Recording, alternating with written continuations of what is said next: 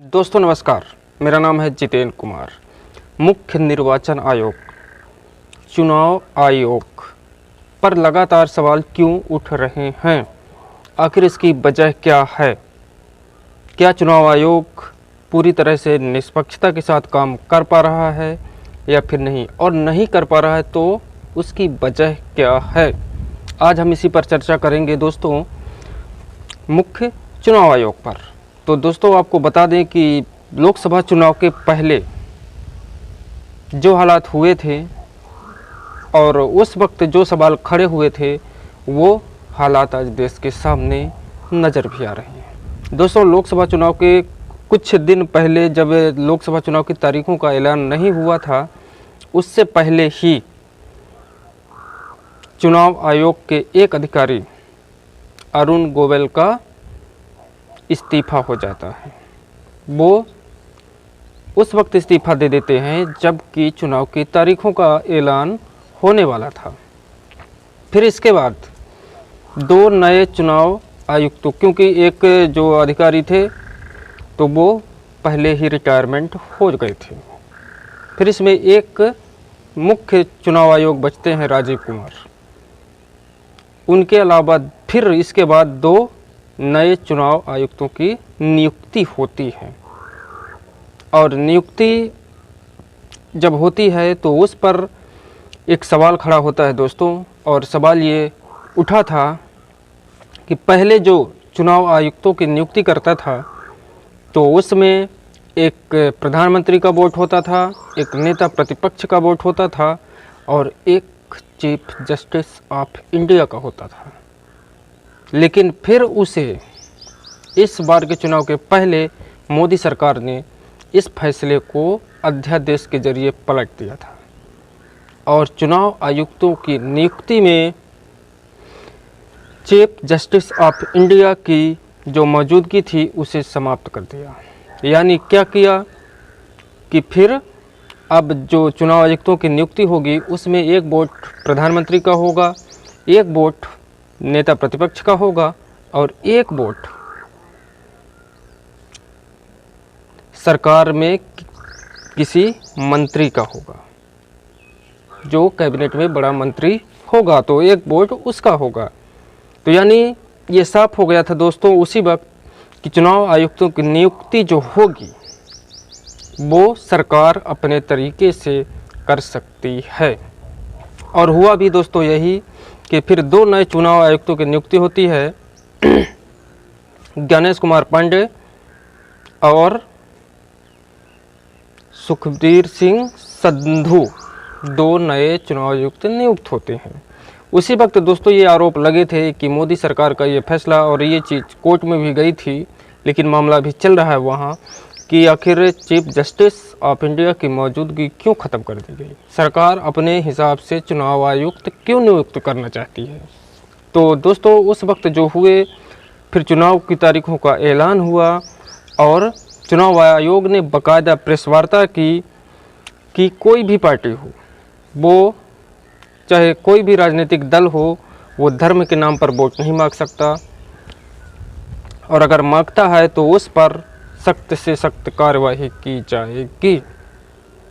लेकिन फिर दोस्तों होता क्या है, आप लगातार चुनावों में देख ही रहे हैं कि जो अन्य राजनीतिक दल हैं छोटे छोटे, उनको तो छोड़िए, प्रमुख दल जो सबसे बड़ी पार्टी है भारतीय जनता पार्टी, और उसके सबसे बड़े नेता प्रधानमंत्री नरेंद्र मोदी जी और अमित शाह, सोचिए सबसे बड़े नेता सबसे भड़काऊ बयान देते हैं, धर्म के नाम पर वोट मांगते हैं, हिंदू मुसलमान करते हैं, लेकिन चुनाव आयोग सोया है, किसी प्रकार का कोई एक्शन नहीं।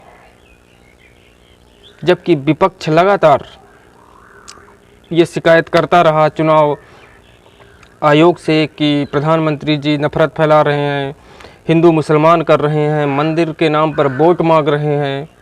और अपने तस्वीरों में तो कई बार देखा होगा कि बीजेपी की कई नेता, जैसे एक रामायण सीरियल में जो राम जी का किरदार निभा रहे थे, उनको भी बीजेपी ने मैदान पर उतारा और वो भगवान श्री राम की फ़ोटो लेकर ही चुनाव में अपनी रैलियों में वोट मांगने के लिए निकल पड़े और यहाँ तक बयान दिया कि अगर आप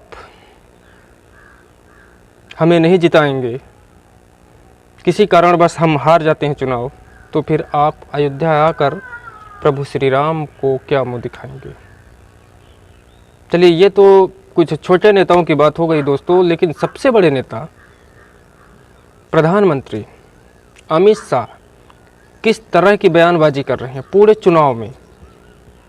अगर कोई भी नेता हो तो सबसे ज़्यादा नफरत भरी बातें, और जो राम मंदिर हो, हिंदू मुसलमान करना हो, कांग्रेस के मैनिफेस्टो में मुस्लिम लीग की छाप दिखती है, ऐसे ऐसे बयान दिए दोस्तों, जिस पर चुनाव आयोग को सख्त से सख्त कार्रवाई करनी चाहिए।